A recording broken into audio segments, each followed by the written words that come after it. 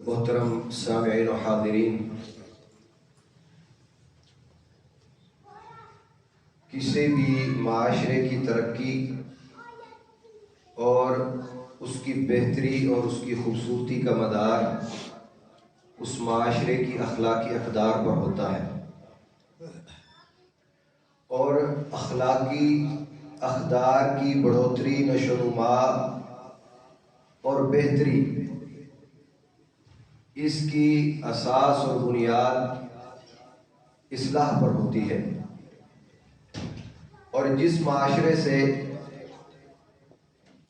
واعظ و نصیحت، اصلاح و تبلیغ کا کام ختم ہو جائے تو اس کی اخلاقی اقدار گر جاتی ہیں، اور جس معاشرے کی اخلاقی اقدار گراوٹ کا شکار ہو جائیں تو پھر معاشرہ مجموعی طور پر زوال پذیر ہوتا ہے۔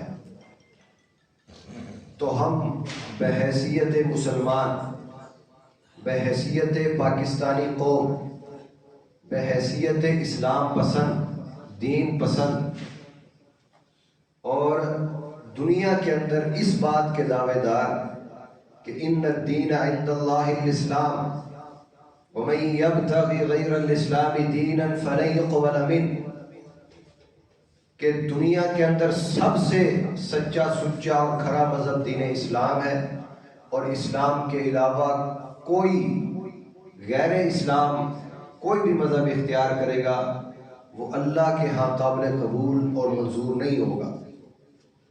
جب ہم اس کے دعوے دار ہیں تو ہمارا اسلام ہمیں اخلاقیات کا اعلیٰ کردار اپنانے کا ہمیں سبق دیتا ہے۔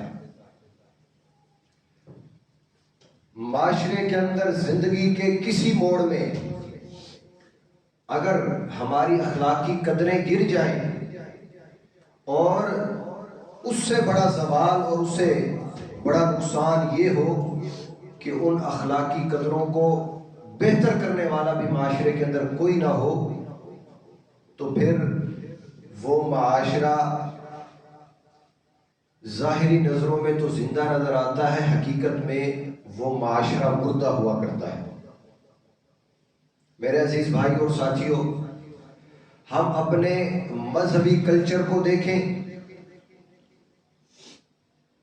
اور اسی طرح اپنے سیاسی کلچر کو دیکھیں تو ان دونوں قسم کے کلچروں میں ہمیں عدم برداشت، اخلاقیات کا فقدان، محبت و الفت، یہ چیزیں نظر نہیں آتی۔ ہم محبت میں اگر آگے بڑھتے ہیں تو انتہا تک پہنچ جاتے ہیں، اور نفرت میں جب ہم بڑھتے ہیں تو بھی انتہا تک پہنچ جاتے ہیں۔ ہم نے ہمارے ہاں معیار حق کا وہ کتاب و سنت نہیں ہے، بلکہ دنیا کی ظاہری باتیں، ظاہری بیانیے، ظاہری الفاظ اور ظاہری شخصیات ہوا کرتے ہیں۔ تو یہ بنیادی وجہ ہے کہ جس کی وجہ سے ہم اخلاقی گراوٹ کا شکار ہو جاتے ہیں۔ عزیز بھائی اور ساتھیوں،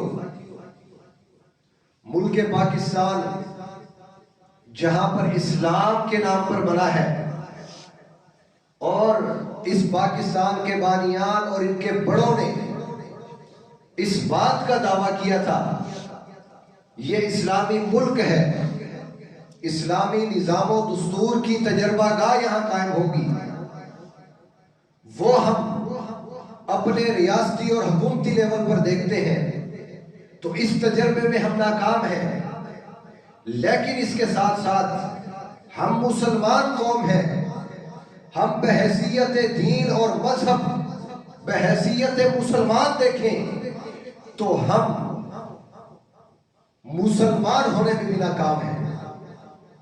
ہم ساری ناکامی کا ملبہ حکومت پر تو ڈال دیتے ہیں، لیکن ہم نے اپنے اخلاق کو اور کردار کو اتنا بلند نہیں کیا کہ ہمارے اخلاق اور کردار کی بلندی سے، ہمارے معاشرے سے، ہماری گلیوں سے، ہمارے گھروں سے اور ہمارے خاندانوں اور نسلوں سے لیڈر پیدا ہوں جو بڑے لیول پر جا کر اچھے انداز سے ملک کی قیادت اور سیادت کو سنبھالے۔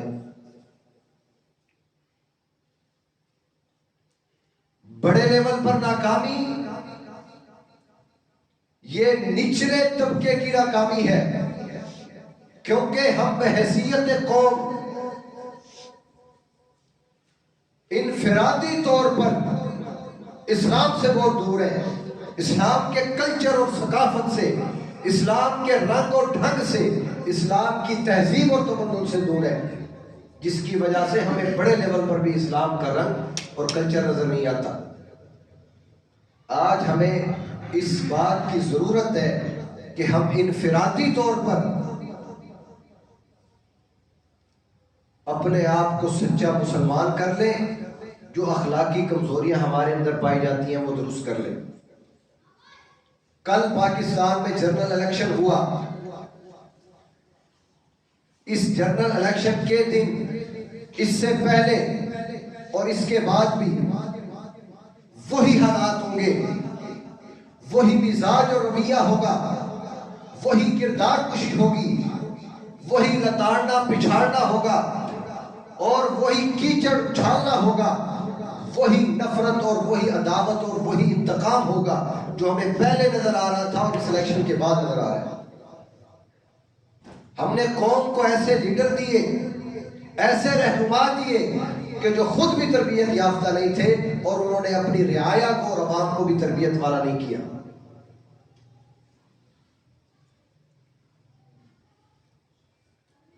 بعض تو اس پر معترض ہے کہ نظام ہی گندا ہے، کفریہ نظام ہے۔ یہ بات ٹھیک ہے، کفریہ نظام ہے، لیکن ہمارا اسلامی ملک ہے، اسلام کے نام پر بنا ہے۔ اگر یہ نظام ہم پر مسلط کر ہی دیا گیا ہے، لیکن ہم انفرادی طور پر کتنا اس نظام کے ساتھ کھڑے ہیں اس کو درست کرنے کے لیے۔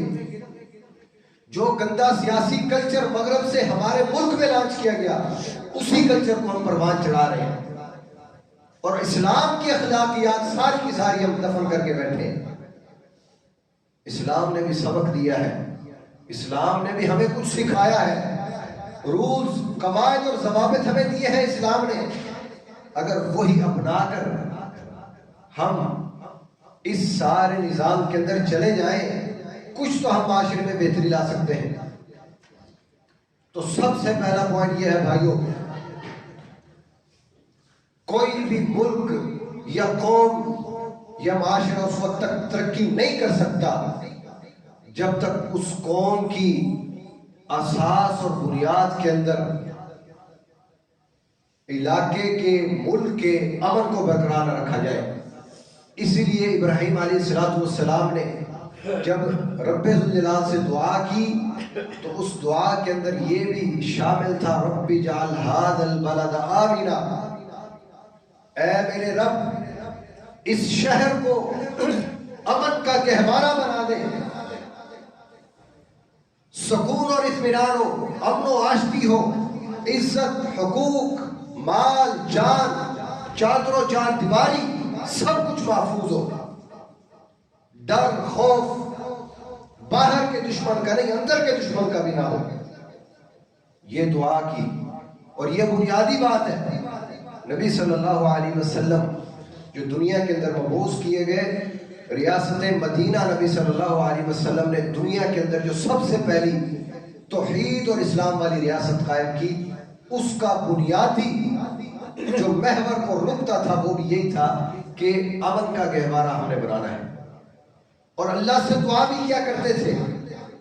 میرے عزیز بھائیوں، ہمارے سیاسی کلچر کے اندر کوئی بھی پارٹی ہے، کوئی بھی رہنما ہے، اگر اس کے دل کے اندر اپنے ملک کی محبت ہو اور محبت کے ساتھ اس کے امن کو برقرار رکھنا یہ بنیادی ترجیح ہو، تو یاد رکھیں یہ غداریاں اور یہ دھوکے اور یہ بے وفائیاں ہم اپنے ملک کے ساتھ کبھی نہ کرتے۔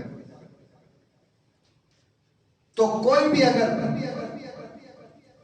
اس ملک کے اندر کسی بھی قسم کی بات کرنا چاہتا ہے، لیکن اگر اس کی گفتگو اور الفاظ کے اندر امن نہیں ہے، خوف ہے، محبت نہیں ہے، نفرت ہے، بردباری نہیں ہے، انتقام ہے، تو یاد رکھو وہ اس ملک کی گلی کوچوں کے اندر اور علاقوں کے اندر یہ آگ لگانے کا کام کر رہے ہیں۔ اور اگر محبت اس کے جملوں میں، الفاظ میں اپنے بھائیوں کے متعلق، اپنی رعایا اور عوام کے متعلق ہے، تو وہ اس ملک کے اندر امن کا داعی ہے۔ تو سب سے بنیادی بات یہ ہے کہ اس ملک کے امن کو تباہ و برباد نہیں کرنا چاہیے۔ اللہ رب الجلال نے قرآن کریم میں جس بستی کی مثال بیان فرمائی، اس کے اندر بھی ایک صفت یہ تھی، ضرب اللہ مثلا قریۃ كانت آمنة مطمئنة يأتيها رزقها رغدا من كل مكان فكفرت بأنعم الله۔ اللہ نے بستی کی مثال بیان کی، كانت آمنة مطمئنة، وہ بستی امن والی تھی، بے خوف لوگ تھے، مطمئنة، بڑی پر اطمینان اور پر سکون زندگی گزارنے والے تھے، اور ہر طرف سے اس بستی کی طرف رزق آ رہا تھا۔ یہ ہمیں بات سمجھ آئی، جس ملک اور جس علاقے کے اندر امن اور سکون ہوگا تو باہر سے ہر طرف سے وہاں تجارت کرنے کے لیے لوگ آئیں گے، اور اگر امن نہیں ہے تو رزق آنے والا نہیں ہے۔ اللہ اکبر۔ تو میرے عزیز بھائی اور ساتھیوں، ان حالات کے اندر پہلے جو گزر گیا، مستقبل میں اگر ہم اپنے کردار سے، اپنے انداز سے اور اپنی سیاست سے اور اپنے اس گندے کلچر سے ملک کو خوف کے اندر اور ڈر کے اندر اتاریں گے تو یہ اسلام کا سبق اور درس نہیں ہے۔ اور اس کے ساتھ دوسرا کلچر جو ہمارے معاشرے کے اندر پایا جاتا ہے وہ ہے عدم برداشت کا۔ آپ کی سوچ اور فکر کے خلاف کوئی بھی بات ہے، کوئی بھی نظریہ ہے، کوئی بھی بیانیہ ہے، اگر آپ کو وہ برداشت نہیں ہے تو آپ نے پھر بھی وہ برداشت کرنا ہے۔ اس قسم کی کئی حدیثیں نبی صلی اللہ علیہ وسلم کی زبان مبارک سے ہمیں ملتی ہیں۔ صحابہ نے پوچھا، یا رسول اللہ ظلم ہو رہا ہو، ہماری کمر پر کوڑے مارے جا رہے ہو، ہمارے مال کو چھینا جا رہا ہو، ہمارے حق کو غصب کیا جا رہا ہو، ہمارے حقوق کو پامال کیا جا رہا ہو، یہ ساری ظلم اور زیادتیاں بھی ہمارے ساتھ ہو رہی ہوں تو کیا کریں؟ کمال جاؤں جناب محمد رسول اللہ صلی اللہ علیہ وسلم کی بصیرت اور حکمت پر، کتنے بڑے حوصلے اور جگرے والا پیغمبر، اس نے رعایا کے، عوام کے امن کو تباہ و برباد ہونے سے بچایا، اور یہ بات کہی کہ آپ نے صبر کرنا ہے۔ اگر آپ ایکشن لے لو گے، اگر آپ کے اندر برداشت ختم ہو جائے گی، نتیجہ یہ نکلے گا کہ مسلمان کی گریبان پکڑ رہا ہوگا، گردن پکڑ رہا ہوگا اور اس کے خلاف ہو جائے گا، اس کو مارنے پر تیار ہو جائے گا۔ صحابہ نے اگلی بات کر لی، یا رسول اللہ کہاں تک صبر کریں؟ اندازہ لگائے نبی صلی اللہ علیہ وسلم نے کیا کہا ہوگا۔ ایک بار معاف کر دیں، 2 بار معاف کریں، 3 بار معاف کریں، اپنے مخالف کو، اپنے حریف کو، اپنے مد مقابل کو کتنی بار معاف کریں؟ نبی صلی اللہ علیہ وسلم نے بڑی بات کر دی، فرمایا فَاصْبِرُوا حَتَّى تَلْقَوْنِ عَلَى الْحَوْضِ، یہاں تک صبر کرنا ہے کہ تمہیں موت آ جائے اور مرنے کے بعد تم نے میرے ساتھ آ کر حوض کوثر پر ملاقات کرنی۔ یہ اس صبر کا نتیجہ یہ ہے کہ قیامت کے دن، افراتفری کے دن اور ہار جیت والے دن کے اندر نبی صلی اللہ علیہ وسلم سے اس بندے کی ملاقات ہو جائے گی جو دنیا کے اندر برداشت کر کے آیا ہوگا۔ آج مار دھار، پکڑ دھکڑ، جیلیں، قیدیں، صعوبتیں اور ساری کی ساری انتقامی کارروائیاں، یاد رکھو یہ اسلام کی سیاست اور اسلام کا کلچر نہیں ہے۔ اسلام برداشت سکھاتا ہے، صبر کا، معاف کرنے کا. خذ العفو وأمر بالعرف وأعرض عن الجاہلین. معاف کر دو، معافی کے دامن کو پکڑتے رہو، مضبوطی سے پکڑ کے رکھو، تھام کے رکھو. تمہاری جھولی کے اندر دامن میں معافیاں وافر مقدار میں پڑی ہو. جو ظلم اور زیادتی کرے، جو تمہارا حق کھائے، کسی قسم کی زیادتی ہو، معاف کر دو. وَأْمُرْ بِالْعُرْفِ، اور گفتگو اور لب و لہجے میں اور الفاظ اور بیان کے اندر بھی معافی رکھنی ہے، معافی کی تلقین بھی کرنی ہے. تمہارا دوست، علاقے والا، بستی والا، ساتھ ہمسایا، اگر وہ بھی زیادتی کے لیے آپ کو ابھار رہا ہے تو آپ نے اس کا یہ موقف بنانا ہے کہ وَأْمُرْ بِالْعُرْفِ، معاف کر دے. عدم برداشت یہ ہمارے معاشرے کا کلچر ہے، اسے دور کرنا پڑے گا. اور تیسرا کلچر ہے میرے بھائیوں، نفرت کا، انتقام کا. یہ عدم برداشت سے ہی پیدا ہوتا ہے. جب ہم نے معاف کرنا ہی نہیں ہے، صبر کرنا ہی نہیں ہے، کسی کے نظریے کو، فلسفے کو، بیانیے کو، کسی کی بات کو تسلیم کرنا ہی نہیں ہے، تو اس کے نتیجے میں نفرت ہی پیدا ہوگی. اور جب نفرت پیدا ہوگی تو پھر انسان انتقام کے لیے اٹھے گا اور اپنے دل کی آگ کو بجھانے کی کوشش کرے گا. اور یہ نفرت کی آگ اتنی بری آگ ہے، یہ معاشروں کو، ملکوں کو جلا کے رکھ دیتی ہے اور راکھ کر کے رکھ دیتی ہے. اور میں ایک مثال دیتا ہوں. نبی صلی اللہ علیہ وسلم کے زمانے میں جو لوگ نسلی طور پر، حسب و نسب کے اعتبار سے، علاقے کے اعتبار سے اور بڑا چھوٹے کے اعتبار سے، آقا اور غلام ہونے کے اعتبار سے اس معاشرے کے اندر پائے جاتے تھے، مہاجرین اور انصار تھے. کاروبار اور کاروباری لوگ اور غریب لوگ تھے. یہ سارا مکسچر تھا اس معاشرے کے اندر. نبی صلی اللہ علیہ وسلم نے سب کو ایک بستی کے اندر بلا کر سب کے دلوں کو جوڑ دیا. اور یہ اتنا بڑا سبق اللہ نے فرمایا وَأَلَّفَ بَيْنَ قُلُوبِهِمْ لَوْ أَنفَقْتَ مَا فِي الْأَرْضِ جَمِيعًا مَا أَلَّفْتَ بَيْنَ قُلُوبِهِمْ. اے میرے حبیب، یہ جو ہم نے تمہارے دلوں کو جوڑا ہے، یہ اخوت اور محبت جو تمہارے دلوں کے اندر پیدا کی ہے، یہ جو ایک دوسرے کا احترام ہم نے تمہارے اندر پیدا کیا ہے، اگر آپ دنیا کا ساری دولت، سارا خزینہ اور سارے وسائل اور سارا سونا چاندی جو کچھ اس کے اندر پڑا ہے، یہ سارا کچھ بانٹ کے بھی ان کے دلوں کو آپس میں نہیں جوڑ سکتے. وَلَكِنَّ اللَّهَ أَلَّفَ بَيْنَهُمْ، لیکن اللہ نے یہ سب کے دلوں کو جوڑ دیا ہے. کیا بات سمجھ آئی؟ نظریے پر، عقیدے پر، توحید پر، اسلام پر لوگ جمع ہو سکتے ہیں. لوگ پیسے پر، 1000 پر، 5000 پر، کھانے پر لوگ آپس میں محبت پیدا نہیں کر سکتے. اور آج کی ہماری سیاست کا یہ کلچر ہے. نوٹ پھینکے، پیسے پھینکے، کھانے پھینکے، لالچ دیے، بڑے بڑے بیانیے دیے، عقیدہ نہ دیا، توحید نہ دی، نماز نہ دی، اخلاقیات نہ دیے، محبت نہ دی. اس کے نتیجے میں ہمارے حصے اور نصیبے کے اندر جو بات آئی وہ نفرت کی آئی.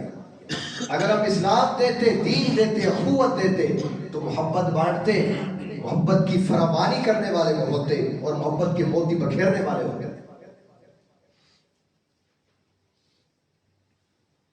کس بنیاد پر نفرت ہے؟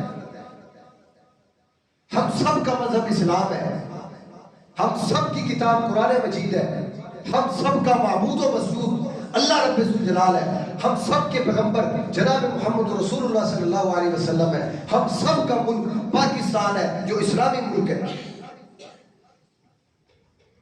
ہم سب کی عبادت نماز ہے، ہم سب کی عبادت روزہ ہے. ٹھیک ہے، فروعی اختلافات ہیں، طریقے کے اندر اختلاف ہے، اور بعض جگہ عقیدے کے اندر بھی اختلاف ہے. بطور مسلمان تو ہم سب ایک ہیں، تو آپس میں یہ نفرتیں کون سی چیز لے کر آئیں؟ تو اسلام محبت اور امن کا سبق دیتا ہے. اور اسی طرح ہمارے سیاسی کلچر کے اندر یہ بات ہے کہ جھوٹی بات کو، سنی سنائی بات کو پھیلانا ہے. اور اسی پر فیصلہ کروانا ہے ہم نے. اتنی بڑی بات جس کو معمولی سمجھا جاتا ہے. نبی صلی اللہ علیہ وسلم نے فرمایا کہ کسی بندے کے جھوٹا ہونے کے لیے یہی کافی ہے، کفا بالمرء کذبا ان یحدث بكل ما سمع، جو وہ سنتا ہے وہی پھیلا دیتا ہے. فرمایا سب سے بڑا جھوٹا انسان ہے. آج کی ہماری سیاست کا رنگ یہ ہے، اور اسلام حق گوئی کا، صداقت کا سبق دیتا ہے. اور نبی صلی اللہ علیہ وسلم فرماتے ہیں، صحیح بخاری کی حدیث ہے، قیامت کے دن جہنم کے اندر جھوٹے کو جو عذاب دیا جا رہا ہوگا، اس کی ایک باج کو لوہے کے آنکڑے کے ساتھ نوچا جائے گا اور وہ گدی تک لے کر جایا جائے گا. اور اس کے بعد جب دوسری سائڈ پر وہ آئے گا فرشتہ، تو پہلے والا ٹھیک ہو جائے گا، مسلسل یہ عذاب دیا جائے گا اس کو منہ کا.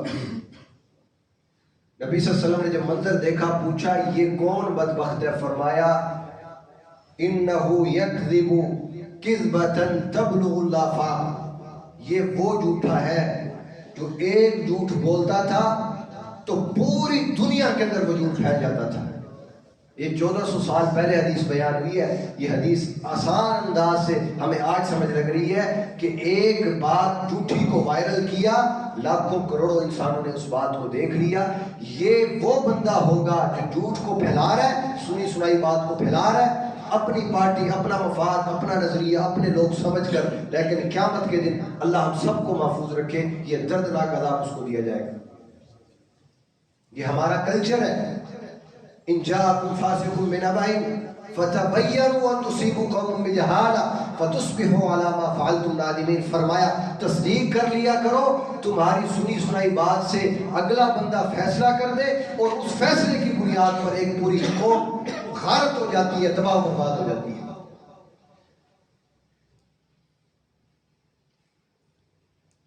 اور اسی طرح ہمارا یہ کلچر ہے سیاسی کہ جب تک کسی کی عزت کو تار تار نہیں کریں گے، کسی کی ذاتیات پر بات نہیں کریں گے، کسی کے پردے پر بات نہیں کریں گے، کسی کی چادر و چار دیواری پر بات نہیں کریں گے، ہمارا بیانیہ اور ہمارا بیان یہ بڑھ ہی نہیں سکتا.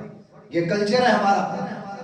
سن لو، نبی صلی اللہ علیہ وسلم فرماتے ہیں ان من ارب الربا الاستطالۃ عرض اخیہ المسلم. فرمایا کہ سود میں سے سب سے بڑا سود یہ ہے کہ اپنے مسلمان بھائی کی عزت کو خراب کرنا.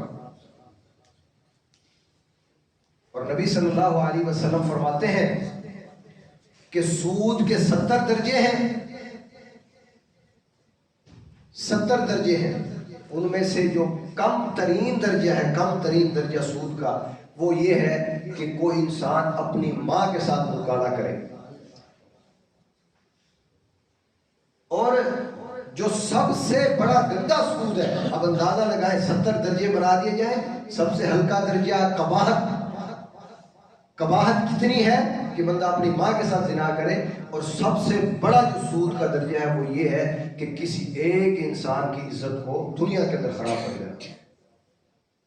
اور میرے بھائیوں، نبی صلی اللہ علیہ وسلم نے خطبہ حجت الوداع کے موقع پر جو اصول اور قواعد وضع کیے، اصولی باتیں کی، موٹی باتیں کی، اس کے اندر یہ تھا کل المسلم علی المسلم حرام دمہ ومالہ وعرضہ. ہر مسلمان کی عزت، دوسرے مسلمان پر عزت بھی حرام ہے، اور اسی طرح اس کا مال بھی حرام ہے اور اس کا خون بھی حرام ہے. نہ وہ اس کی عزت سے کھیل سکتا ہے، نہ اس کے مال کو وہ لوٹ سکتا ہے، اور نہ ہی وہ اس کی جان کو لے سکتا ہے. یہ بنیادی اصول دیا شریعت اسلامیہ نے، اور آج توڑا جا رہا ہوتا ہے اس اصول کو. مال پر حملہ کیا جا رہا ہوتا ہے ذاتی مفاد کے لیے. تو یہ ہمارا سیاسی کلچر نہیں ہے.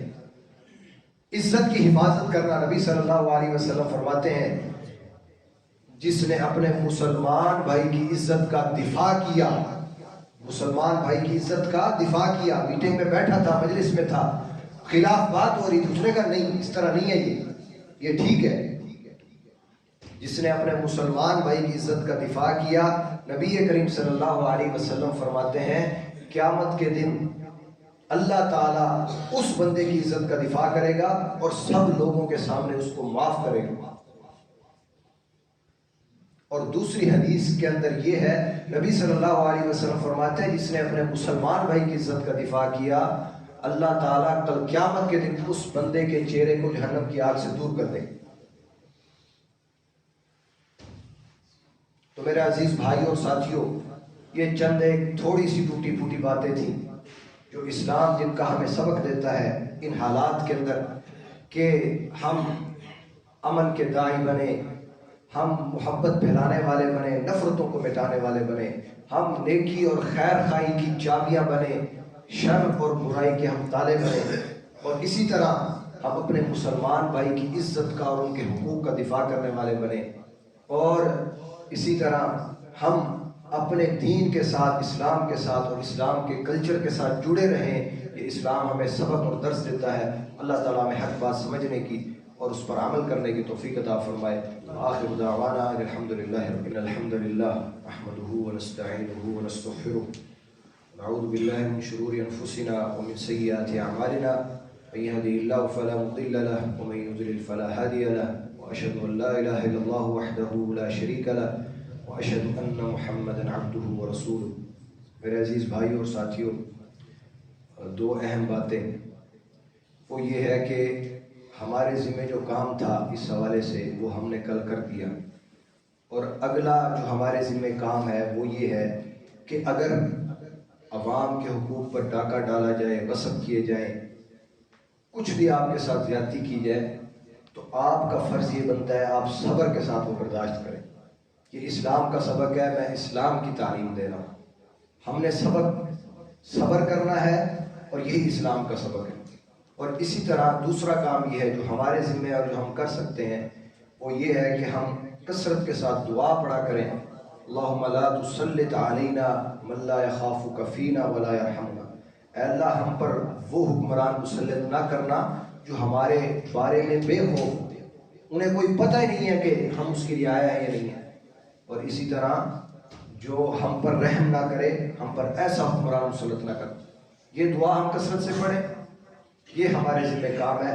تو اللہ تعالیٰ باقی ہمارے حال پر رحم فرمائے گا، ہمارے ملک پاکستان پر رحم فرمائے گا، ہمیں اچھی قیادت اور سیادت نصیب فرمائے گا، اور اسی طرح جو ہم نے یہ باتیں سمجھی ہیں اگر ہم اس پر عمل کریں گے تو انشاءاللہ اللہ تعالیٰ ہمارے حق میں بہتری کرے گا۔ اللہم انصر الاسلام والمسلمین وذل الشرک والمشرکین ودمر اعداءک اعداء الدین، اللہم انصر المستضعفین المظلومین، اللہم انصر المستضعفین المظلومین فی کل مکان، اللہم انصر الجہاد والمجاہدین، اللہم اقض حاجاتنا وحاجات المسلمین، اللہم اشفنا واشف مرضانا ومرضى المسلمین، اللهم لا تدع لنا ذنبا الا غفرته ولا هما الا فرجته ولا كربا الا نفسته ولا مريضا الا شفيته ولا مجاهدا الا نصرته ولا حاجة من حوائج الدنيا هي لك رضا ولنا فيها صلاح الا قضيتها يا رب العالمين۔ سبحان ربك رب العزة عما يصفون وسلام على المرسلين والحمد لله رب العالمين۔